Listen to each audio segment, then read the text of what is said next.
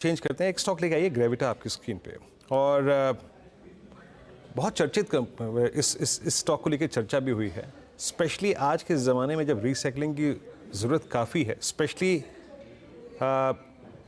EV को देखते हुए। देखिए, मैं ये प्रश्न इसलिए ड्रॉ कर रहा हूँ, हम इस पर बात करेंगे कुछ देर में। हमारे साथ इस वक्त कंपनी के ईडी श्री नवीन प्रकाश शर्मा जी जुड़े हैं। 2151 पे ट्रेड कर रहा है, आज भी 106 रुपये ऊपर है। और अभी हम इनके बहुत सारे सेगमेंट्स को लेकर बात करेंगे, योजनाओं को लेकर बात करेंगे। सर नमस्कार, कार्यक्रम में स्वागत है। पहले तो बताइए सर, जो आपने ये 600 करोड़ रुपए का कैपेक्स रखा है, एग्जैक्टली ये कब तक पूरा हो जाएगा? और सभी सेगमेंट्स में जो अभी तक के परसिस्ट करते हैं, लाइक लेड, एल्युमिनियम, प्लास्टिक्स, इन तीनों डिविजन्स में जो ये जो फ्रेश कैपेसिटी आएगी, वो टोटल कैपेसिटी को कहाँ पे ले जाएगी? हाँ, नमस्कार वीरेंद्र जी। जो 600 करोड़ का कैपेक्स है, ये अगले 3 से 4 साल में हमारा प्लान है। और इसमें कुछ बिजनेस लेड बेस रहेगा, जो हमारा कोर है, जो आज की तारीख में करीब करीब 88% लेड है, 6% एल्यूमिनियम, बाकी प्लास्टिक और प्रोजेक्ट्स है। तो इसमें उसके अलावा हम tyre recycling, lithium ion battery recycling के अंदर भी प्लान कर रहे हैं। और जो दूसरे सेक्टर्स हैं, पर्टिकुलरली पेपर रिसाइकलिंग और स्टील रिसाइकलिंग के अंदर भी हम नई कैपेसिटी प्लान करेंगे।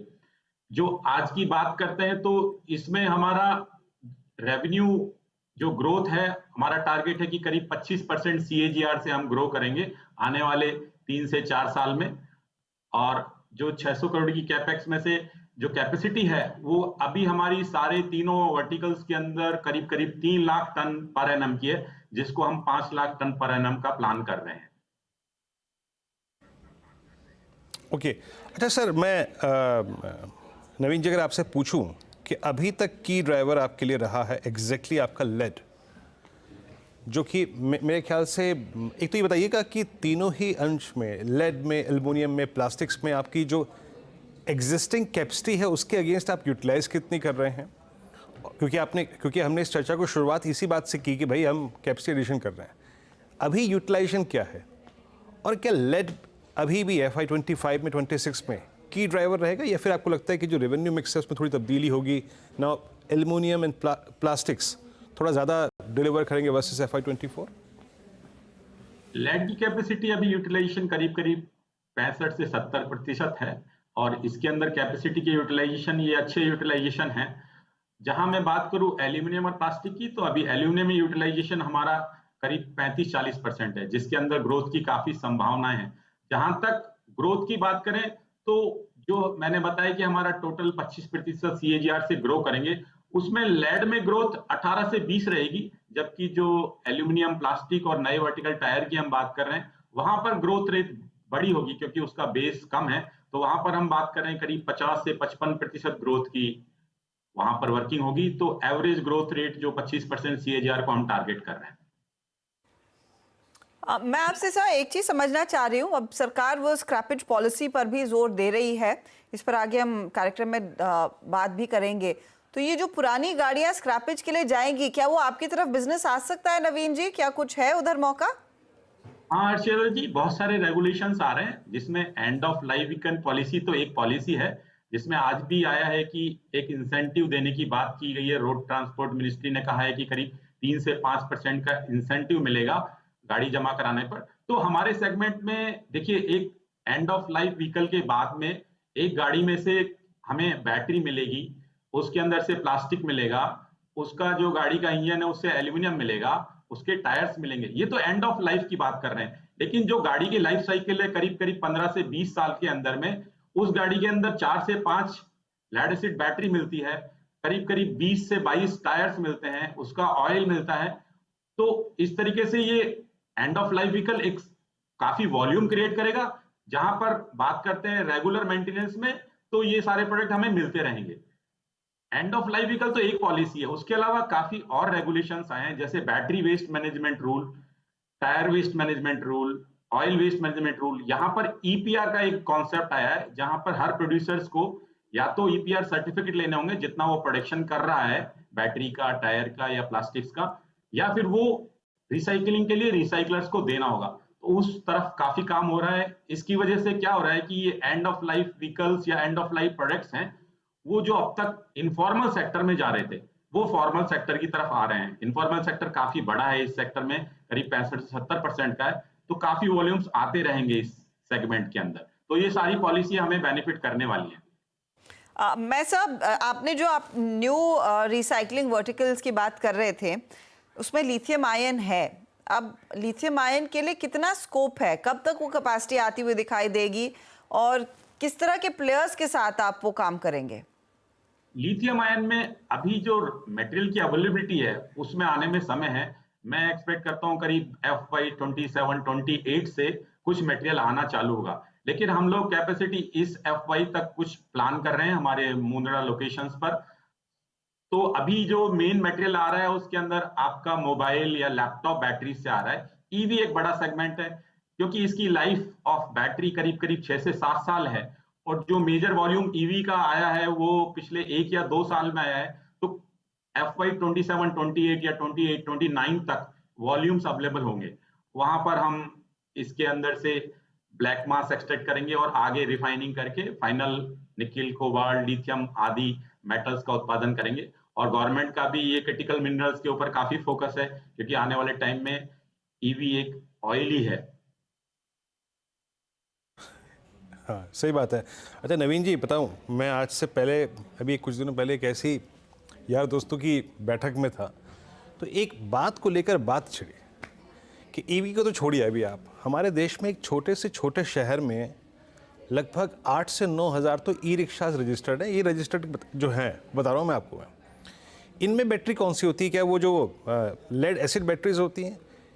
इनकी रिसाइकलिंग कहाँ हो रही है, कैसे हो रही है, कब होगी, उसका बिजनेस किसके पास आएगा?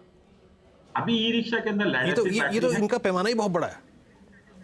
अभी जो एग्जिस्टिंग बैटरी है वो ई रिक्शा में लेड एसिड बैटरी है, वो ऑलरेडी रिसाइकिल्ड हो रही है। बट चैलेंज क्या हो रहा है कि ये मेजर जा रही है इनफॉर्मल सेक्टर के अंदर।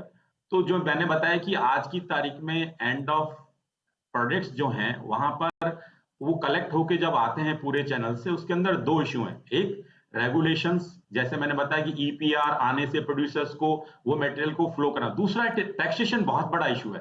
मैं बताऊंगा कि इसके अंदर 18% जो GST है वो मटेरियल्स के इनवॉइस नहीं होते। फेक इनवॉइस इस सेक्टर के अंदर बड़ा इशू है, जो फॉर्मल सेक्टर के लिए बड़ा चैलेंज है। एक खुशी की बात यह है कि कहीं ना कहीं मिनिस्ट्री ऑफ फाइनेंस ने इसको अभी फोकस किया है और रिसाइकलिंग इंडस्ट्री अभी अप्रोच कर रही है, और GST काउंसिल में शीघ्र ये मुद्दा आएगा। और एक नया आइडिया दिया गया है कि क्यों ना इसके ऊपर में रिवर्स चार्ज मैकेनिज्म लगाया जाए, और वो भी अंतिम स्टेज पे लगाया जाए, जहां पर ये स्क्रैप कबाड़ी से होते हुए, ट्रेडर से होते हुए फाइनल रिसाइकलर के पास आए, तो रिसाइकलर खुद रिवर्स चार्ज में उसका टैक्स जमा करे। इसके कुछ सेक्शन है, सेक्शन 9(3) और सेक्शन 11(2), वहां पर कुछ अमेंडमेंट की बात हो रही है, और पूरा मुद्दा रिसाइकलिंग इंडस्ट्री इस पे उठा रही है, और शीघ्र ही आपको GST काउंसिल में इसके ऊपर काम होगा। और मैं बता रहा हूं कि यदि ये हो जाता है तो करीब करीब 1 लाख करोड़ का पर एनम जो स्क्रैप है, डिफरेंट फेरस, नॉन फेरस, वो फॉर्मल सेक्टर में जाएगा, और करीब करीब सरकार को भी 20 से 22 हजार करोड़ का रेवेन्यू आएगा। क्योंकि आप देखेंगे पिछले 7 सालों में हर साल करीब करीब 15-18 हजार करोड़ का फेक इनवॉइसिंग का बड़ा इशू चल रहा है। तो हम देख रहे हैं कि ये फॉर्मल सेक्टर के लिए बड़ी जीत होगी यदि टैक्सेशन, क्योंकि दूसरी तरफ रेगुलेशंस चेंज हो गए हैं, लेकिन टैक्सेशन साइड में अभी बड़ा काम हो रहा है, क्योंकि बिना कमर्शियल बेनिफिट के फॉर्मल सेक्टर काम नहीं कर पाएगा। तो आशा है कि ये दूसरी तरफ एनवायरमेंट रेगुलेशंस और एक तरफ फाइनेंशियल चेंज GST के अंदर, जैसा मैंने बताया, ये दोनों मिलकर इस सेक्टर को काफी बड़ा करने वाले हैं। तो बड़े बड़े रिफॉर्म्स आगे देखने को मिलेंगे। मैं आपके नंबर्स पर एक वेरी क्विक कॉल फाइनली लेना चाहती हूँ नवीन जी। मैं आपके Q1 के नंबर्स देख रही थी, रेवेन्यू में इजाफा है, आपका EBITDA भी बढ़ा है, मुनाफे में भी ग्रोथ आई है, लेकिन मार्जिन थोड़े से दबाव में आए। कोई खास वजह? वो 11.5% जो पिछले क्वार्टर में थे 10.3% के आसपास आए हैं इस क्वार्टर में। कुछ खास चीज जो ड्रैग कर रही है मार्जिन्स को? नहीं, ऐसा कोई मार्जिन नहीं। कभी कभी एक क्वार्टर के अंदर परफॉर्मेंस में चेंज आ जाती है, बट ओवरऑल हमारे मार्जिन, जैसा हमने बताया कि हर साल प्रॉफिट के मार्जिन 35% से ग्रो करने वाले हैं, और जो परफॉर्मेंस हम लगातार पिछले 10 सालों से दे रहे हैं वो कंटिन्यू रहेंगी। और अभी जैसा कि क्योंकि शुरू में जो हमने कैपेक्स किए हैं वहां से जो नई कैपेसिटी आती है तो थोड़ा प्रेशर जरूर रहता है, लेकिन जैसे ही वो कैपेसिटी अपना फुल फ्लेजेड में काम करेगी तो कॉस्ट, जो फिक्स कॉस्ट है वो कम हो जाएगी और मार्जिन्स वापस से गेन कर लेंगे नेक्स्ट क्वार्टर के अंदर और आने वाले क्वार्टर्स में। बहुत बहुत शुक्रिया अब हमारे लिए समय निकालने के लिए Naveen ji, and good luck to you. एक शानदार परफॉर्मर ये स्टॉक रहा है और आज भी देखिए बात करते करते लगभग 5% तक के गेन्स देखने को मिले हैं। इस पर कोई आपकी कवरेज है क्या रचना जी, ग्रेविटा इंडिया? ग्रेविटा इंडिया का चार्ट मैंने स्टडी करा है एंड मेरे हिसाब से इसकी पोजीशनिंग यहाँ पे काफी बेहतरीन है और अगर कोई शॉर्ट टर्म के हिसाब से प्ले करना चाहे तो यहाँ पे 2100 के एसएल के साथ एक पोजीशन बनाई जा सकती है, जो ऊपर वाली साइड पे अगर आप 2 to 3 वीक्स होल्ड करने के लिए रेडी है तो 2400 तक जा सकता है, 2400 2420 तक का नंबर दिखा सकता है। और अगर कोई पोर्टफोलियो में ऐड करना चाहता है for a very long term, medium to long term, तो उनको एक पुल बैक का इंतजार करना चाहिए, करीब करीब 2000 या तो उसके नीचे अगर ये मिलेगा तो, और तब इसमें एक इन्वेस्टमेंट की अपॉर्चुनिटी बनेगी। पर ट्रेडिंग की अपॉर्चुनिटी फिलहाल भी अवेलेबल है and it is nicely placed.